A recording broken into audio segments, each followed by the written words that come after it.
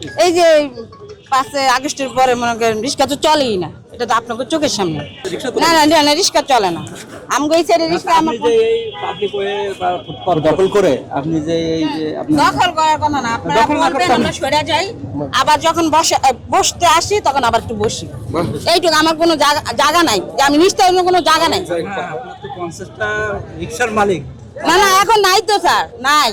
এখন এই যে কটা এখন এখন আছে মনে হয় 20টাও নাই। ওই দেখেন সব ভাঙা, পায়ে রিক্সা চলে না। আমি ড্রাইভারও নাই যে এগুলো সরানোর মতো। বাসা কোথায়? আমার বাসা ভিতরে। হ্যাঁ। ফুটপাতের মধ্যে দখল করে রাখছেন কেন? আমি দখল করার কথা বলিনি স্যার, আমি কিন্তু দখল করা আপনারা বলবেন আমরা সরাই, এই যে সরাইতেছি না, সরাই রাখতেছি আপনাকে গতকাল গণবিজ্ঞপ্তি জানানো হয়েছে? না স্যার, আমি ছিলাম না, আমি কলমিতলা ভর্তি ছিলাম, বুঝছেন? না না, আপনারা বলছেন আমার লোক নাই স্যার। আমি কিন্তু আমার নাইলে 10-15 মিনিটের মতন আমার সময় দেন। 15 মিনিটের ভিতরে যদি না সরান? না না, আমি সরাই দেবো। না না, আপনি কিন্তু অবস্থা আইন। আচ্ছা ঠিক আছে স্যার, 15 মিনিট আপনি টাইম করতে পারবেন এখন? আমাদের লোক নাই, আমি লোক ভাগ করে সরাই দিতে। 15 মিনিট বলছেন, আমি 15 মিনিট 20টা মিনিট সময় নিব, এর বেশি নিব না।